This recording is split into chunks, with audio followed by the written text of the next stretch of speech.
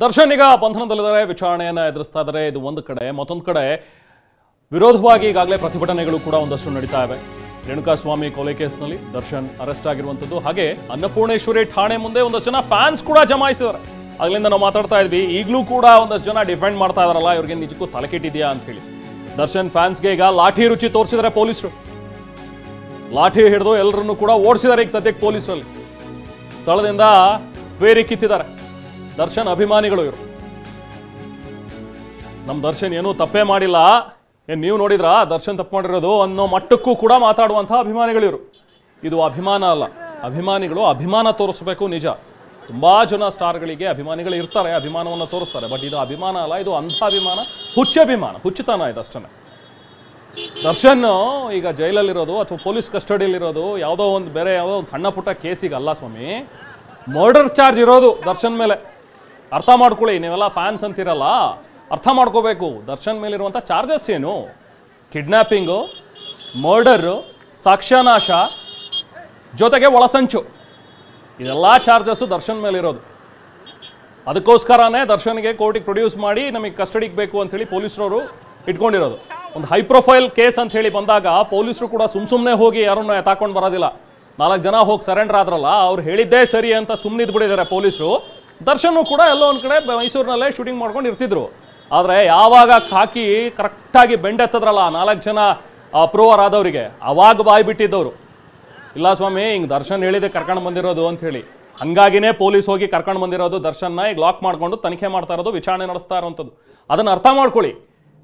ಸುಮ್ಮನೆ ಅಭಿಮಾನ, ನನ್ನ ಸ್ಟಾರು ಏನು ಮಾಡಿದ್ರು ನಡೆಯುತ್ತೆ ಅನ್ನೋಂಥದ್ದಲ್ಲ. ನಿಮ್ಮಂಥವರೇ ಈ ಥರದ್ದೆಲ್ಲದಕ್ಕೂ ಕಾರಣ ಆಗೋದು. ಈ ಮುಂಚೆ ಪತ್ನಿಗೆ ಹೊಡೆದ್ರು ಅನ್ನೋ ಕಾರಣಕ್ಕೋಸ್ಕರ 2011ರಲ್ಲಿ ಸೆಪ್ಟೆಂಬರಲ್ಲಿ ಜೈಲಿಗೆ ಹೋಗಿ ಬಂದ್ರಲ್ಲ, ಆ ಟೈಮ್ನಲ್ಲೇ ಗಟ್ಟಿಯಾಗಿ ನಿಂತ್ಕೊಂಡು ಬುದ್ಧಿ ಕಲಿಸಿದ್ರೆ ಬಹುಶಃ ಈ ಸಿಚುವೇಶನ್ ಬರ್ತಾ ಇರಲಿಲ್ಲ. ಒಬ್ಬನ ಪ್ರಾಣ ಪಕ್ಷಿ ಹಾರೋ ಹೋಗ್ತಿರ್ಲಿಲ್ಲ. ಅನ್ಯಾಯವಾಗಿ ಪಾಪ ಅವನು ಏನು ತಪ್ಪು ಮಾಡಿದ್ದು? ಸರಿ, ಅವನು ಪೋಸ್ಟ್ ಮಾಡ್ತಾ ಇದ್ದ ಅಥವಾ ಅಶ್ಲೀಲವಾಗಿ ಮೆಸೇಜ್ ಕಳಿಸ್ತಾ ಇದ್ದ ಅಂತ ಹೇಳಿದ್ರೆ ಅದಕ್ಕೇನು ಬೇರೆ ದಾರಿ ಇಲ್ವಾ? ಪೊಲೀಸರಿಗೆ ಕಂಪ್ಲೇಂಟ್ ಕೊಡಿ, ಪೊಲೀಸರಿಗೆ ಕಂಪ್ಲೇಂಟ್ ಕೊಟ್ಟು ಶಿಕ್ಷೆ ಕೊಡಿಸಿ. ಅದನ್ನ ಬಿಟ್ಟು ನೀವ್ಯಾರು ಕಾನೂನನ್ನು ಕೈಗೆತ್ಕೊಳ್ಳೋದಕ್ಕೆ? ನೀವೇನು ಮಾರಲ್ ಪೊಲೀಸಿಂಗ್ ಮಾಡ್ತಾ ಇದ್ದೀರಾ? ಏನು ಪೊಲೀಸ್ ವ್ಯವಸ್ಥೆ ಏನಿಲ್ಲ, ಯಾರೋ ಅವ್ರೇನು ಮಾಡೋದಿಲ್ಲ, ಸರ್ಕಾರನೂ ಎಲ್ಲ ಸರಿ ಇಲ್ಲ, ನಾವೇ ಮಾಡ್ಕೋತೀವಿ, ನಮ್ಮ ಸಿಸ್ಟಮ್ ನಾವೇ ನೋಡ್ಕೋತೀವಿ ಅಂತ ನೀವು ಮಾಡ್ತಾ ಇರೋದಿದ್ದು? ಇಂಥವ್ರಿಗೆ ತಕ್ಕ ಶಿಕ್ಷೆ ಆಗಬೇಕು. ಆಗ ಸಮಾಜಕ್ಕೊಂದು ಸಂದೇಶ. ಅವನು ಯಾರೇ ದೊಡ್ಡ ವ್ಯಕ್ತಿ ಅನ್ನೋಸ್ಕೊಂಡಿರಲಿ, ಯಾರೇ ಇರಲಿ, ದುಡ್ಡಿರೋನಾಗಲಿ, ಏನೇ ಆಗಲಿ, ತಪ್ಪು ಮಾಡಿದಾನೆ ಅಂತ ಹೇಳಿದ್ಮೇಲೆ ಅವನು ಶಿಕ್ಷೆ ಅನುಭವಿಸ್ಬೇಕು. ಸೊ ಈಗ ನೋಡಿ, ಸದ್ಯಕ್ಕೆ ನೀವು ಅನ್ನಪೂರ್ಣೇಶ್ವರಿ ನಗರ ಠಾಣೆಯಿಂದ ನೋಡ್ತಾ ಇದ್ದೀರಿ ಈ ದೃಶ್ಯಗಳನ್ನು. ಅಲ್ಲಿ ಅಭಿಮಾನಿಗಳಂತೆ ಇವರೆಲ್ಲ ಬಂದಿದ್ರು. ಪೊಲೀಸರು ಕೂಡ ಒಂದಷ್ಟು ಲಾಠಿ ರುಚಿ ತೋರಿಸಿ ಕಳಿಸಿದ್ದಾರೆ. ನೇರ ದೃಶ್ಯಗಳನ್ನು ನೋಡ್ತಾ ಇದ್ದೀರಾ ಅನ್ನಪೂರ್ಣೇಶ್ವರಿ ನಗರ ಠಾಣೆಯಿಂದ. ಇನ್ನು ಕೂಡ ಠಾಣೆಯ ಒಳಗೆ ಇರುವಂತಹ ದರ್ಶನ್ ಸದ್ಯಕ್ಕೆ 6 ದಿನಗಳ ಕಾಲ ವಿಚಾರಣೆ ನಡೆಸಿ ಅಂತೇಳಿ ಕೋರ್ಟ್ ಕೂಡ ಪೊಲೀಸರಿಗೆ ಸುಪರ್ತಿಗೆ ಒಪ್ಪಿಸಿದೆ. ಕಸ್ಟಡಿಯಲ್ಲಿ ಇದ್ದಾರೆ ಈಗ ಸದ್ಯಕ್ಕೆ ದರ್ಶನ್.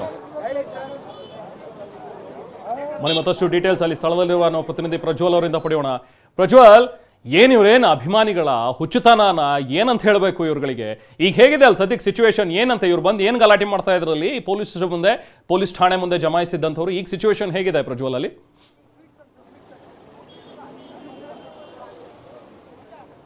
ರೆಹಮಾನ್, ಈಗ ಬೆಂಗಳೂರು ನಗರ ಪೊಲೀಸ್ ಆಯುಕ್ತರಾದಂಥ ದಯಾನಂದ್ ಅವರು ಪೊಲೀಸ್ ಸ್ಟೇಷನಿಂದ ಕೆಲವೇ ಕ್ಷಣಗಳ ಹಿಂದೆ ಅವರು ತನಿಖಾಧಿಕಾರಿಗಳು ಮತ್ತು ಹಿರಿಯ ಪೊಲೀಸ್ ಅಧಿಕಾರಿಗಳಿಂದ ಮಾಹಿತಿಯನ್ನು ತೆಗೆದುಕೊಂಡು ಮತ್ತೆ ಕೇಸ್ನಲ್ಲಿ ಯಾವ ರೀತಿ ಕೆಲಸ ಮಾಡಬೇಕಂತ ಹೇಳಿ ಡೈರೆಕ್ಷನ್ಗಳನ್ನು ನೀಡಿ ತೆರಳಿದ್ರು. ಈಗಷ್ಟೇ ಕೆಲವೇ ಕ್ಷಣಗಳ ಹಿಂದೆ ಅವರು ಕಚೇರಿಯಿಂದ ಅಂದರೆ ಪೊಲೀಸ್ ಸ್ಟೇಷನಿಂದ ಹೊರಗೆ ಹೋದ್ರು. ಮತ್ತು ಈಗ ಉಳಿದ 13 ಜನ ಆರೋಪಿಗಳು, ಅಂದರೆ ಪವಿತ್ರ ಗೌಡ, ದರ್ಶನ್ ಸೇರಿದಂತೆ 13 ಜನ ಆರೋಪಿಗಳನ್ನು ಈಗ ಅವರು ಇಲ್ಲಿಂದ ಮಹಜರಿಗೆ ಕರ್ಕೊಂಡು ಹೋಗುವಂಥ ಪ್ರಕ್ರಿಯೆಗೆ ತಯಾರಿಯನ್ನು ನಡೆಸ್ತಾ ಇದ್ದಾರೆ. ಈಗ ಕರ್ಕೊಂಡು ಹೋಗ್ತಾರೆ, ಅವರನ್ನ ಕೊಲೆ ಮಾಡಿದಂಥ ಶೆಡ್ನಲ್ಲಿ ಕರ್ಕೊಂಡು ಹೋಗ್ತಾರೆ. ಮತ್ತು ಇನ್ನೊಂದು ವಿಚಾರ ಅಂತ ಅಂದರೆ, ಇಲ್ಲಿ ಅವರ ಹುಚ್ಚು ಅಭಿಮಾನಿಗಳು ಒಂದಷ್ಟು ಜನ ಬಂದು ಪೊಲೀಸ್ ಸ್ಟೇಷನ್ ಮುಂದೆನೇ ಪೊಲೀಸ್ ಕಮಿಷನರ್ ಒಳಗಿರುವಂಥ ಸಂದರ್ಭದಲ್ಲೇ ಜೈಕಾರ ಕೂಗುವಂಥ ಒಂದು ಅತಿರೇಕದ ವರ್ತನೆಯನ್ನು ಸಹಿತ ತೋರಿದ್ರು. ಆಗ ಪೊಲೀಸರು ಅವರ ಲಾಠಿಯ ಮೂಲಕ ಉತ್ತರವನ್ನು ಕೊಟ್ಟು ಅವರನ್ನ ಸ್ಟೇಷನ್ ಹತ್ರ ಯಾರು ಬರಬಾರ್ದು ಅಂತೇಳಿ ಓಡಿಸುವಂಥ ಕೆಲಸನೂ ಆಯಿತು. ಇದು ಒಂದು ರೀತಿ ಹುಚ್ಚುತನ ಅಂತ ಹೇಳ್ಬೋದು. ಪೊಲೀಸರು ಯಾರನ್ನು ಕೂಡ ಇಲ್ಲಿ ಅವ್ರನ್ನ ಸೆಲೆಬ್ರಿಟಿ ರೀತಿಯಲ್ಲಿ ಯಾರನ್ನು ಟ್ರೀಟ್ ಮಾಡ್ತಿಲ್ಲ, ಪೊಲೀಸರು ನಾರ್ಮಲ್ ಆಗಿ ಟ್ರೀಟ್ ಮಾಡ್ತಾರೆ.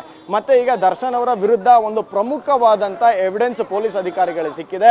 ಏನಪ್ಪಾ ಅಂತ ಅಂದ್ರೆ, ಕೊಲೆ ನಡೆದ ಬಳಿಕವಾಗಿ ಪ್ರದೋಷ್ ಜೊತೆ ಕಾನ್ವರ್ಸೇಷನ್ ಅನ್ನ ಮಾಡಿ ಈ ಕೊಲೆಯನ್ನ 4 ಜನ ಒಪ್ಕೊಳ್ಳಿಕ್ಕೋಸ್ಕರ ಅವರಿಗೆ 30 ಲಕ್ಷ ಹಣವನ್ನ ಕೊಡೋದಾಗಿ ಮಾತುಕತೆಯನ್ನ ನಡೆಸಿ ಆ 30 ಲಕ್ಷ ಹಣವನ್ನು ಸಹಿತ ಕೊಟ್ಟಾಗಿದೆ. ಆ 30 ಲಕ್ಷ ಹಣವನ್ನು ಸಹಿತ ಕೊಟ್ಟಾಗಿದೆ ಅನ್ನೋದು ಈ ಕ್ಯಾಶ್ಗೆ ಸಂಬಂಧಪಟ್ಟಂತ ರಿಕವರಿ ಮಾಡುವಂತ ಕೆಲಸ ಆಗ್ತಾ ಇದೆ. ಈಗ ಸದ್ಯಕ್ಕೆ ನಾವು ಠಾಣೆ ಮುಂದೆ ನೋಡಬಹುದು. ಈಗ ಆರೋಪಿಗಳನ್ನ ಮಹಜರ್ ಪ್ರಕ್ರಿಯೆಗೆ ಕರ್ಕೊಂಡು ಹೋಗ್ಬೇಕು ಅಂತ ಹೇಳಿ ಪೊಲೀಸರು ವಾಹನದ ವ್ಯವಸ್ಥೆಯನ್ನ ಮಾಡ್ಕೊಳ್ತಿದ್ದಾರೆ. ಇಲ್ಲಿಂದ ತನಿಖಾಧಿಕಾರಿಗಳು ಮತ್ತೆ ACP ಚಂದನ್ ಅವರ ನೇತೃತ್ವದ ತಂಡ ಏನಿದೆ, ಈ ತಂಡ ಈಗ ಇವ್ರುಗಳನ್ನೆಲ್ಲರನ್ನು ಸಹಿತ ಈ ಒಂದು ಬಸ್ ಮತ್ತೆ ಪೊಲೀಸ್ ಜೀಪ್ ನಲ್ಲಿ ಕೂರಿಸ್ಕೊಂಡು ಅವರನ್ನ ರಾಜರಾಜೇಶ್ವರಿ ನಗರದ ಪಟ್ಟಣಗೆರೆ ಹತ್ರ ಇರುವಂತ ಒಂದು ಶೆಡ್ ಏನಿದೆ, ಆ ಶೆಡ್ಡಿಗೆ ಕರ್ಕೊಂಡೋಗಿ ಕೊಲೆಗೂ ಮೊದಲು ಏನೆಲ್ಲ ಮಾತುಕತೆ ಆಯ್ತು, ಗಲಾಟೆ ಆಯ್ತು, ಅಲ್ಲಿ ಏನೆಲ್ಲ ನಡೀತು ಅನ್ನೋದ್ರ ಬಗ್ಗೆ ಒಂದಷ್ಟು ವಿಚಾರಣೆಯನ್ನ ಮಾಡ್ತಾರೆ. ಅಲ್ಲಿ ಸರ್ಕಾರಿ ಪಂಚರ ಸಮಕ್ಷಮದಲ್ಲಿ ಇವರ ಹೇಳಿಕೆ ಮತ್ತೆ ರೀಕನ್ಸ್ಟ್ರಕ್ಷನ್ ಸೀನ್ಸ್ ಒಂದಷ್ಟು ಇದನ್ನ ಮಾಡ್ಕೊಂಡು ತನಿಖೆಗೆ ಪೂರಕವಾಗಿ ಬಳಕೆ ಮಾಡ್ಕೊಳ್ತಾರೆ.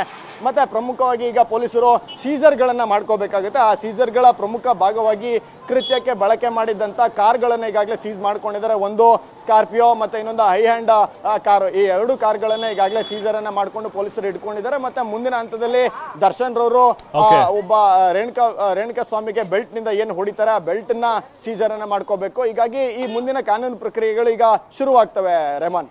Okay, thank you Prajwal. So ಈಗ ಪ್ರಜ್ವಲ್ ಕೂಡ ಸ್ಥಳದಿಂದ ಮಾಹಿತಿಯನ್ನು ನೀಡ್ತಾ ಇದ್ರು. ಬಹುಶಃ ಇಲ್ಲಿದ್ದಂತಹ ಎಲ್ಲ ಆರೋಪಿಗಳನ್ನ ಈಗ ಸ್ಥಳ ಮಹಜರ್ಗೆ ಅಂತ ಹೇಳಿ ಕರ್ಕೊಂಡು ಹೋಗ್ಬೇಕಾಗುತ್ತೆ.